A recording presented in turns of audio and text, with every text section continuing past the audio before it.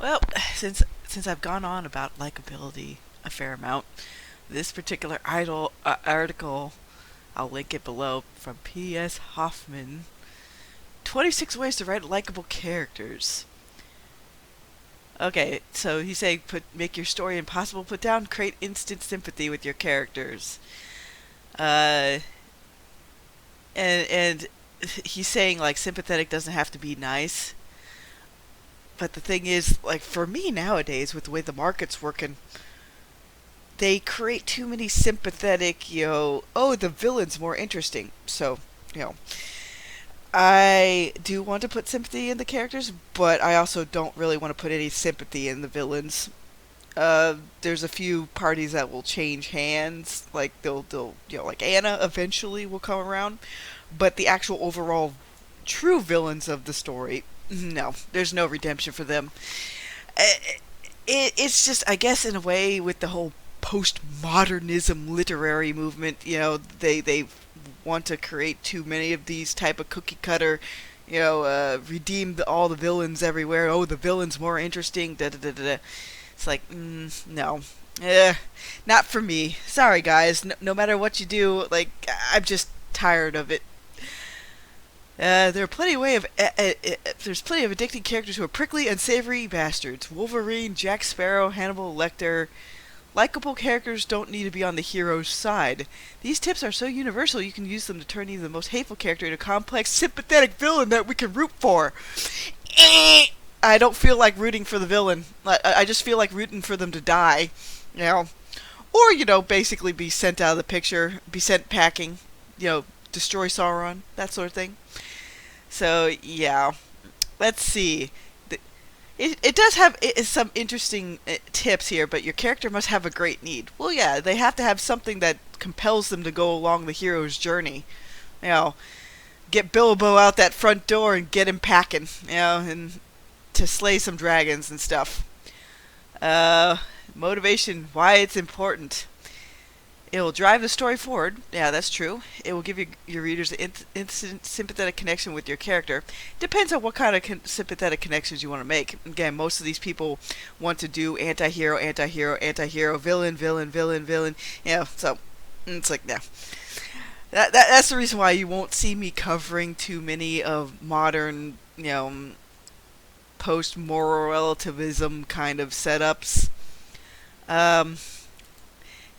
If I would honestly go back and play anything else with like Vampire the Masquerade or Vampire the Requiem, I'd probably play a hunter character that would burn bright very quickly and then get killed off, because that setting really right now isn't made for what I'm looking for.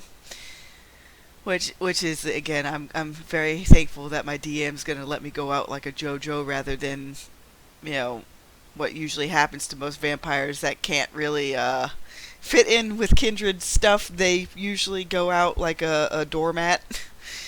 Yeah. Your character must have limits. There are lines that must not be crossed. Look at Elsa, a side character from Indiana Jones' The Last Crusade. She goes through a wonderful redemption arc, even helps Indiana kill the bad guy at the end. But she's too hungry for the Holy Grail. Oh, the blonde lady. And steals it for herself. Again, this is another facet of they're way too fascinated with the villains themselves. To me, the villain is just an instigator, so that way you can compare and contrast them with the hero. And far too often, most of the people writing in postmodernist world, they don't really do simple heroic stories. They want to see the fallen villain encapsulate everything they want, because I guess they themselves don't see much use for heroes other than to like poke a stick at them every once in a while. Again, this is all just my opinion, but that's just how I see it. Complex motivations are an extremely useful tool. Brandon Sanderson, author of the Stormlight Archives, is a great example of this. His main characters have multiple motivations. These motivations come into conflict with each other, and readers are desperate to watch the right motivation come out on top. Sometimes I don't think your character needs very complex motivations. It could be very simple, like they want to survive or they want to hit it big.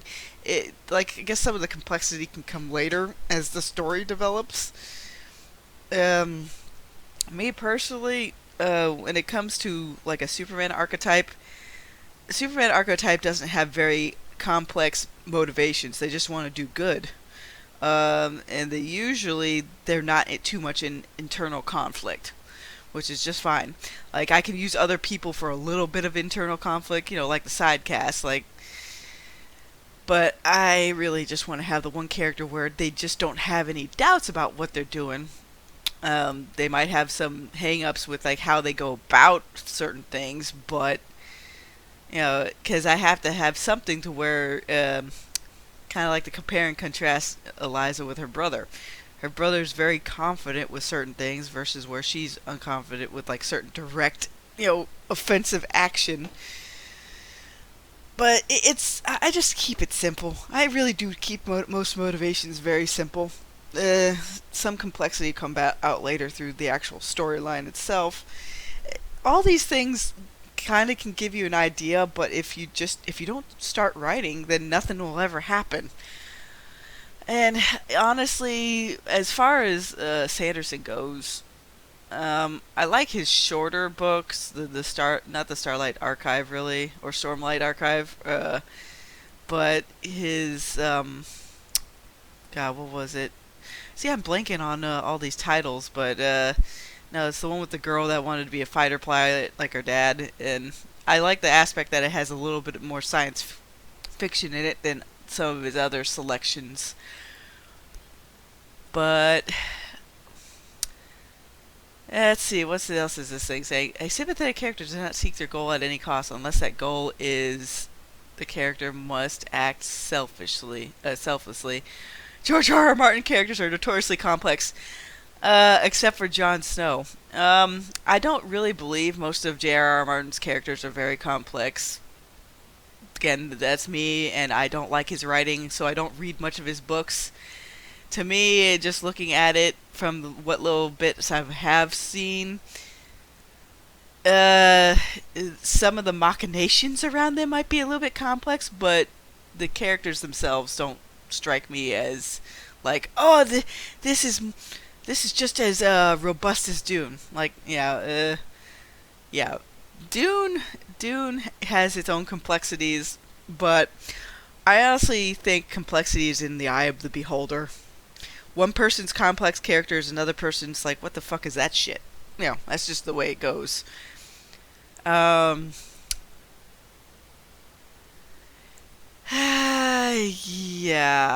The thing is, with J.R.R. Martin stuff, most of the people who are sympathetic or likable to my tastes are pretty much killed off in the first book.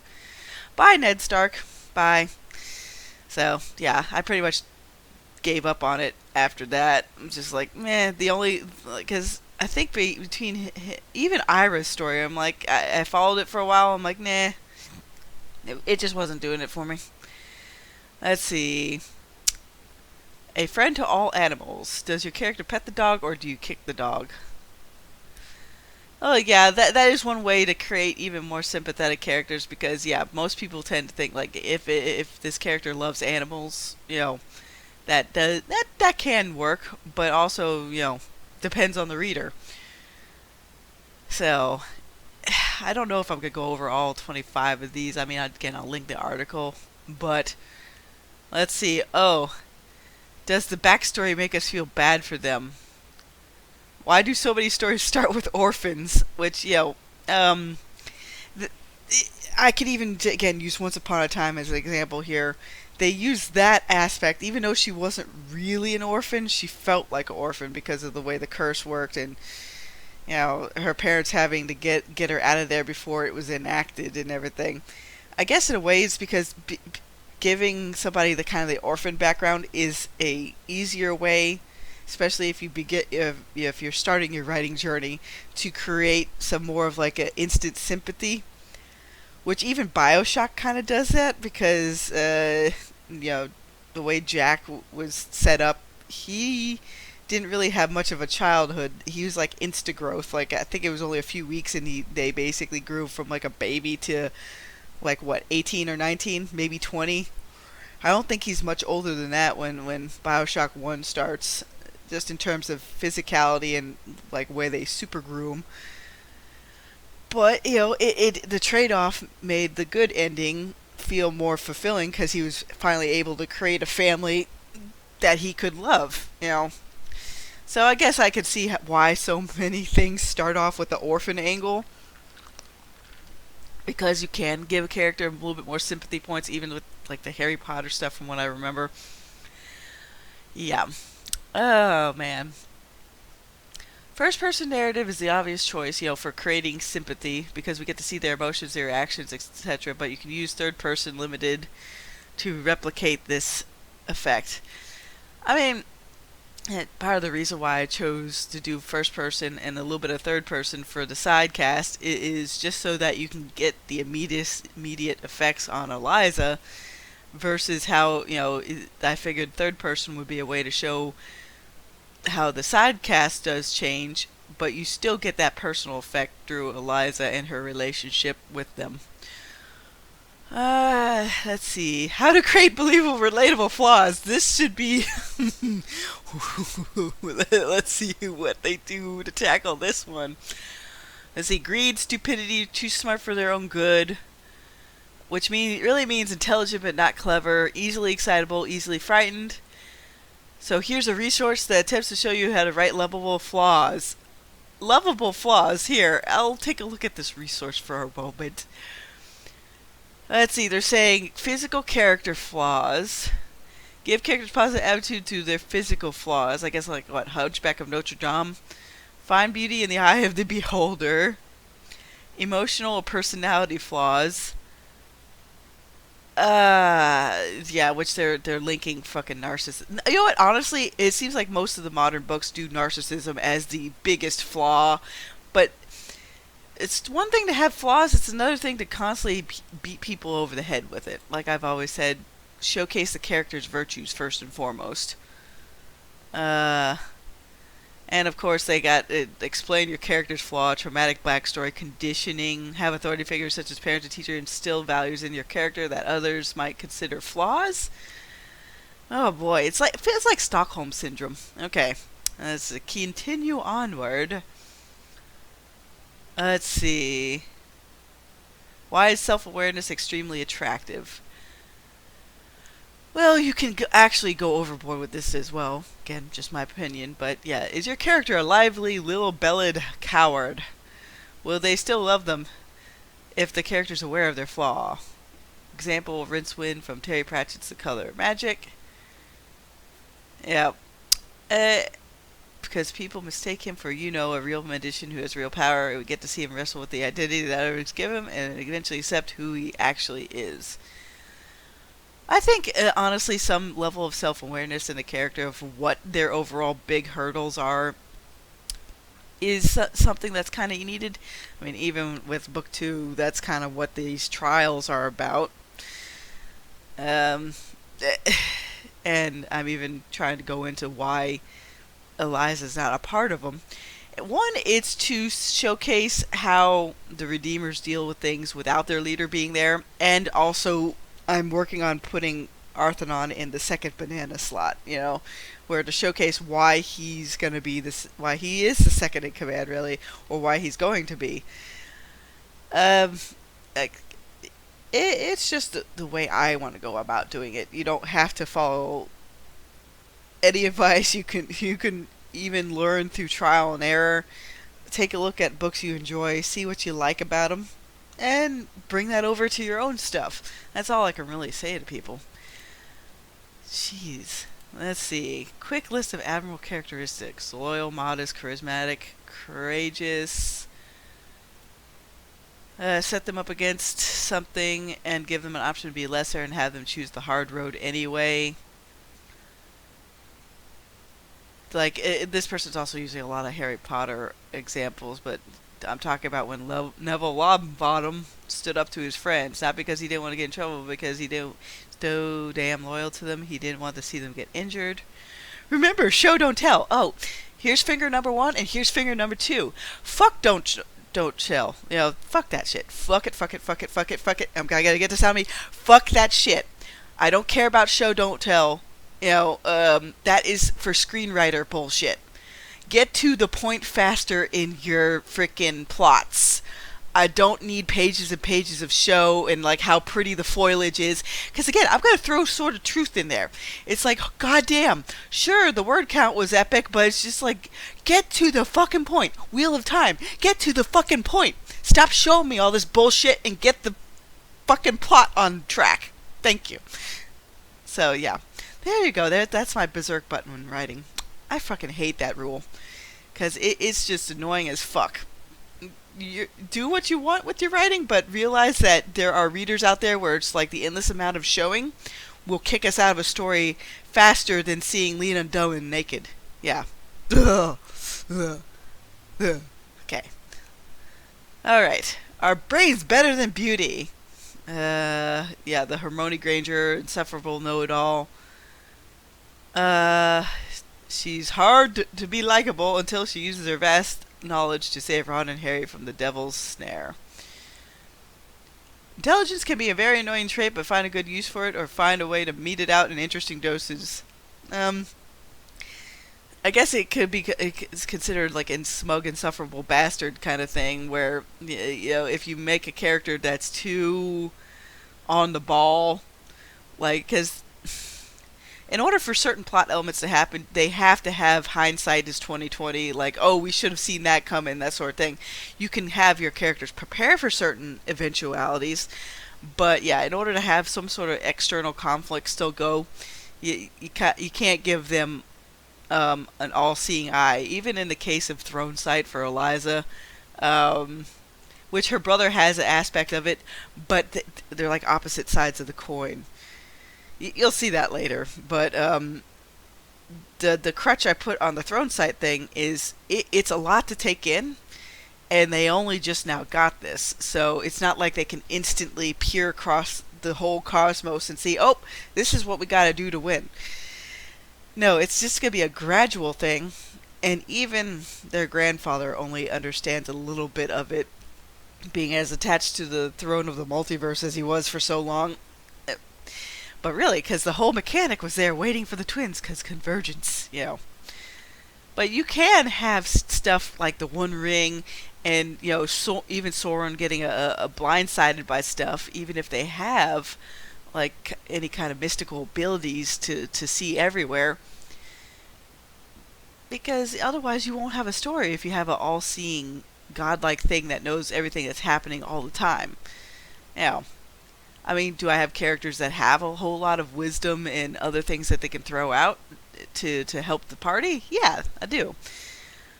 But I have also other things that are tying that up, so that way, the whole story doesn't get railroaded into one book and then boom, it's done, I want to explore this setting and have fun doing it. But yeah, apparently there is a part 2 to this because they couldn't shove it all into one thing. But it's saying... it was something about slush piles, but I don't really care about that. Let's see. It's a desperate world for writers. It's even harder for self-publishers to get a new novel noticed in the onslaught of Amazon's archives.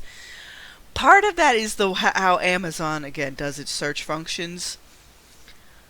If you want to try to attract certain readers, you really got to put the right search words into your own blurb, like to where it'll pop up. Like if I look for, say, if I type in books like Babylon 5, guess what? Mr. Delarosa's books pop up, and so do Yakov's, with Galaxy Ascendant. It's like, boom! There you go. That's why I'm going to look into how to do that, so that way people searching, what is like this X, Y, or Z, that'll usually be one of the first search results to pop up. Because, Amazon is great for getting a platform in terms of like getting your book out there, but you really have to build it through your own blog and websites and newsletters. You got to make sure once you catch your readers' interest that you keep them up to date, like, hey, this is just releasing. The biggest thing is just getting out there and starting everything up and gaining that readership. But once you have a readership, you pretty much have a readership for life, unless you go the J.K. Rowling route or Stephen King route, where it's just like, whew, yeah. To be honest, I think I'm going to eventually just make a social media feed that has nothing but Uplift Protocol stuff in it, like little updates and everything. Uh, but for right now, I'll just keep things as is because I really won't start too much of that up until, maybe a month or two before I actually launch the season sets on Amazon itself. That's still going to be a little ways away because, again, I want to finish it before I launch it on the website, or at least beyond being a serial on my blog there. So, yep, let's see. Competence is king. Readers love competent characters, talented thieves, smooth-talking debonaires, naive yet wickedly powerful heroes, which he's listing Goku. You don't want to Mary Sue your characters by making them great at everything. Instead, focus on one, maybe two skills that they can do exceedingly well. They're bringing in the Expanse thing about, the cursing lady being one hell of a diplomat, because Arvasala, or however you say her name. Yeah, that character is competent, but sometimes that's not what always attracts people to characters. But at least they view the Mary Sue problem the same way I do. Like Mary Sue's, they don't need, or Gary Stu, I don't even care which one you call it, but they don't need anybody to help them because they will instant crit roll 20 on everything they do. That's mechanically they're a one-man band. That's just how I see it. Are your characters cool under pressure? Well, not all characters have to be cool under pressure either. You could have a mix and match. That way you can have reasons why people bounce off each other. Even Thomas and Gino are kind of like, putting the sun and the moon together. And in this case, Thomas is very much the moon, and Gino's the blazing sun. Where you haven't seen her really explode big time yet, but it's there lurking in the background. And I am going to have a part where you do see that come into play. So it's going to be interesting. But yeah, no, Thomas is usually the one with the plan, and he'll try to think through things. He's a bit methodical. That's the reason why he seems a bit standoffish to certain parties. Like, that's why his first marriage fell apart. He does genuinely love his children, but I wanted him to be the type of guy where he shows affection, but in very private circumstances, and usually he's more stoic. Stoic doesn't mean you don't care. Stoic means you endure, and he's very stoic, at least to me. I mean, you guys can tell me differently how you guys see these characters. It should be interesting, but yeah, it just means that everybody has different levels of what is truly likable to them versus what isn't. What the heck is this? Different kind of cool. Cleverness and wit are some of my absolute favorite characteristics. Look at The Lies of Locke Lamora by Scott Lynch. Not really my cup of tea, so I'm not going to. Our main character, Locke, has a sharp tongue that constantly gets him in trouble and then out again. For me right now, having a snarky, sharp-witted character, if I'm going to be behind something like that, it takes a certain kind of touch, and you have to balance it out with other characters that aren't of the same, mindset as that.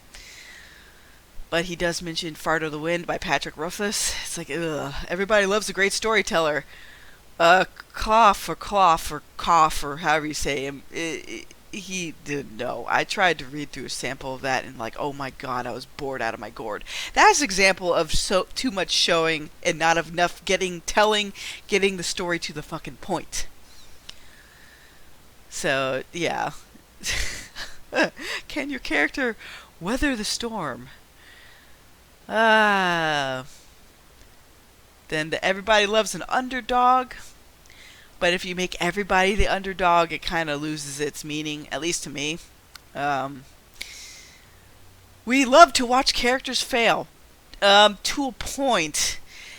That's what a lot of postmodernist dreck gets wrong. It's like we gotta see them grounded into the dirt, and then bury them, and then watch them claw back out, nails bloody. It's like, take a break, edge, edge, edge, McEdge, edge, edge. So yeah, how do these characters fit in with others? Using evil to create likable characters, which this is a simple compare and contrast, like which a lot of these villains as the protagonist thing doesn't really have. It's just a constant dive into the human psyche and see how shitty it is. So there you have it, guys. I figure I'd rambled on this long enough. What do you think? Have a good day.